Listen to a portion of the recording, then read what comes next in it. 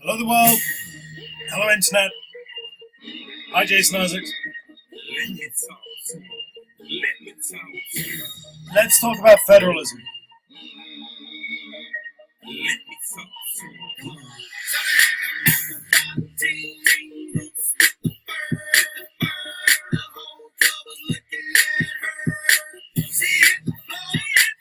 Oh, I know that I'm not a fan of Florida, whatever you call him.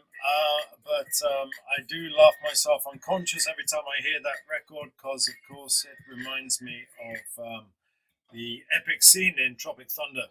If you haven't seen it, you have to watch it. But then again, if you haven't seen it, then you probably won't appreciate the significance of it. But do if you get a chance. I'll link off to it at the end of this. Anyway, Florida, gosh, very tortuous connection to federalism because it sounds like Florida, obviously, and Florida is a state, and federalism is all about the primacy of the states. Remember that the states precede the union. You can't have a union without the states. And so when we're talking about the United States of America, we are talking about a union of more or less autonomous states. And it looks, as you might have seen a second ago, rather like this. There are two sets of laws then that apply across the entirety of the United States.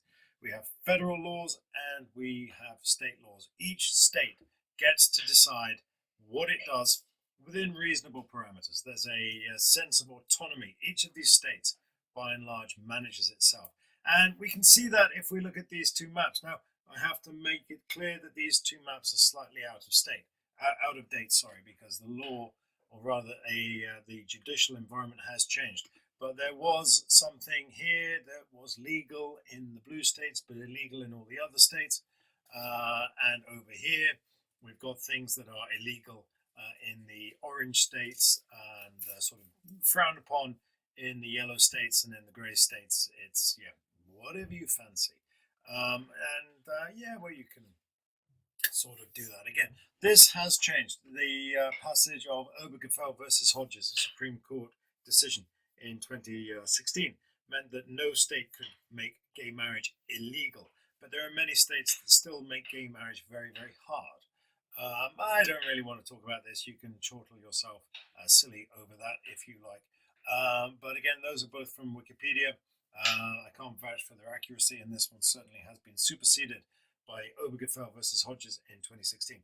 But the simple answer is the key point I want to get across here is that each state gets to decide what it wants to do within a framework established by law.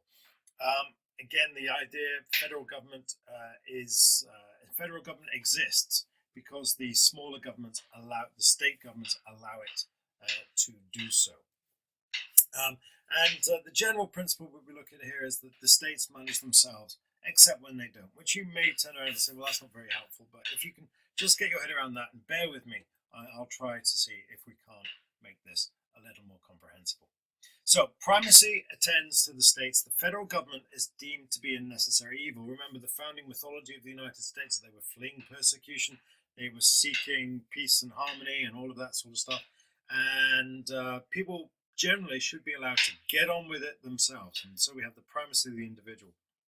We can extend that and say the states exist before the union, so the states should be allowed to get on with it by themselves as far as they can.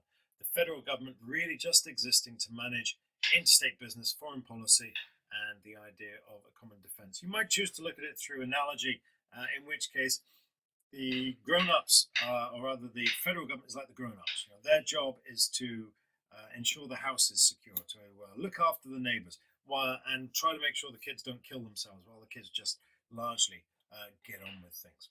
So the grown-ups, that's the federal government. The states, those are the kids.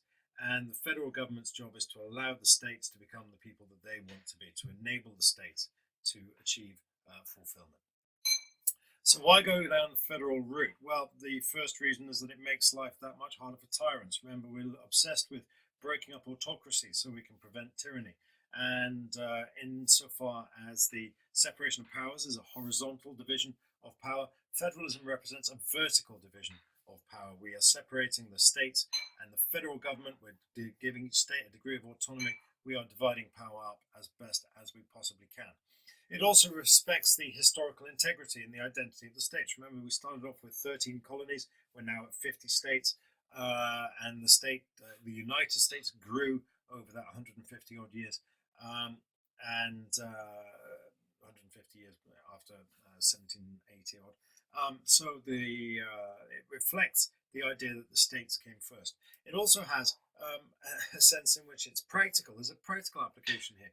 Alaska doesn't need laws about alligators and crocodiles, and Florida doesn't need laws about snowshoes and what to do in an igloo. So there is a sense in which it's pragmatic as well as principle. So here's our principle, here's our pragmatism. It also encourages opportunities for political participation as well as participating in national politics. You can participate in state politics. So again, there's that democratic element about it. And it does allow for the testing of different policies. And of course, we know that when we look at what Colorado and the various other states that have liberalized drug laws through ballot measure are up to. When we look at the relationship between that and the federal government, we can see that the federal government is saying, well, it looks like we're kind of losing the war on drugs. Maybe we should try something else. And Colorado, Washington, and so on are the vanguard of that particular program. So there's a combination of pragmatism and principle at work here. We're preventing government, we're preventing tyranny, we are respecting the identity of the states, but at the same time we are making things more democratic by giving states control of their own business and pushing power down to the lowest competent level of authority, which you may recognize as the general principle of subsidiarity. So federal laws, federal policy, the general idea is one size fits all. Everybody has to abide by federal laws, whereby states get to divide up power and do the laws that work best for them. And again, the general idea being the states run their own affairs while the federal government managed foreign policy and interstate business.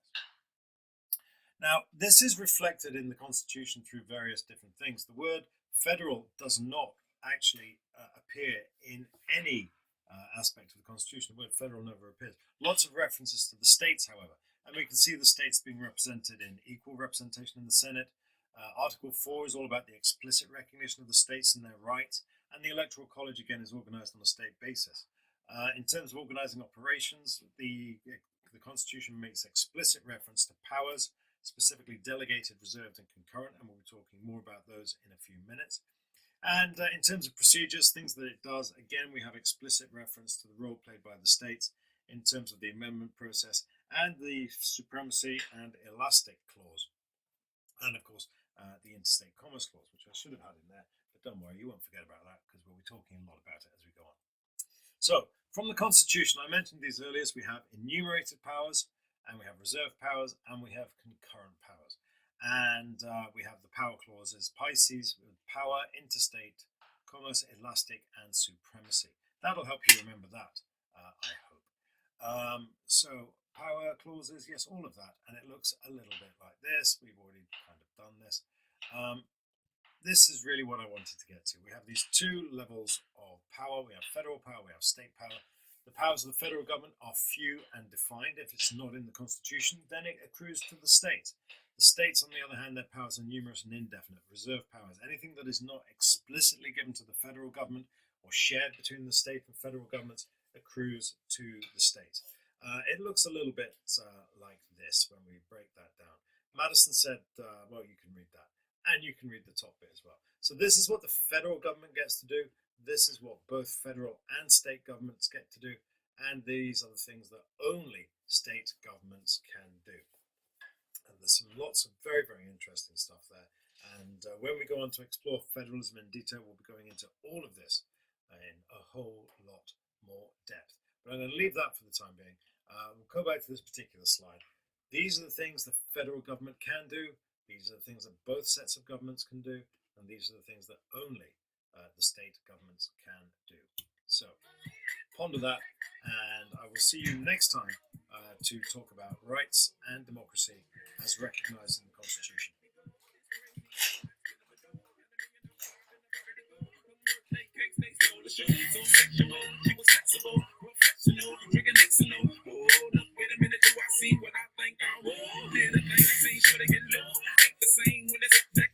Make it rain, I'm making it snow. The bowl I got the bang.